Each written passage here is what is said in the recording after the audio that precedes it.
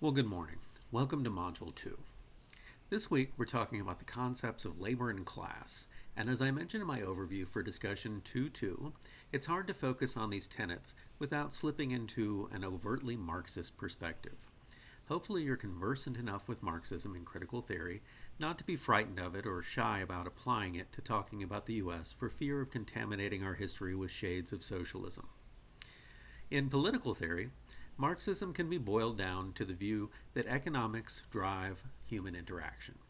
In literary theory, anytime we see money entering directly as a factor in the lives of characters, we can take the same view.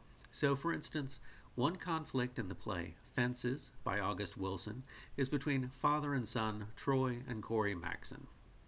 Corey wants to try to go to college on a football scholarship, but Troy is a former athlete whose experience tells him that the safe thing for his son is to stick with a steady, reliable trade, and that is what he advocates.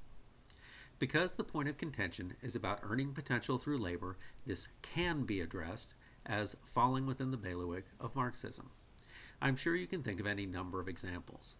Did you ever think about what it means for the significance of material goods in the economy of Oliver Twist that a thief can make a living by stealing and reselling handkerchiefs?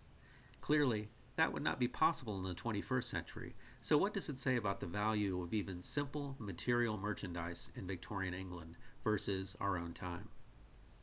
Now, in philosophy, Marxism is closely tied with the Hegelian dialectic, and just relax because I'm not going to delve deeply into that.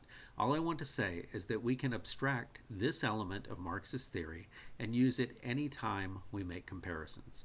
Marxism tends to look for dueling interests on any given topic. In storytelling, we can recognize the figure of the hero and the villain who meet with opposite ends in mind. One is the hero because we agree with their goal. The other is the villain because we do not. Yet the two figures are united by the element over which they struggle. The fact that we can only understand the hero as a hero in relation to the villain as a villain sets them up in a dialectic.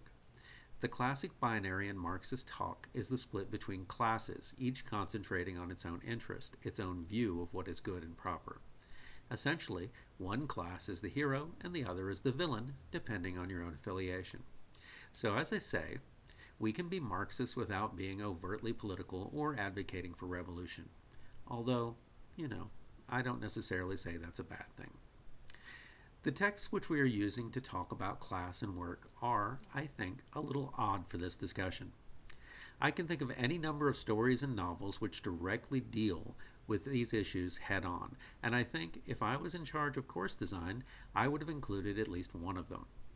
Maybe Life in the Iron Mills by Rebecca Harding Davis, Work by Louisa May Alcott, or The Jungle by Upton Sinclair would have given a solid basis to begin on the subject.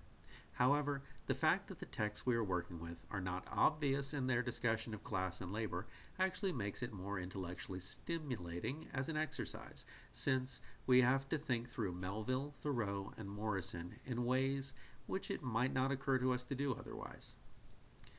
Besides our discussion this week, you are also asked to submit the first work in our milestone project. This will be a short document between 300 and 500 words. In it, you'll simply tell me what two works from our reading list you would like to use as the primary sources as the subject of your research. The two works should come from different periods in U.S. history so that there is an element of contrast, a demonstration of change.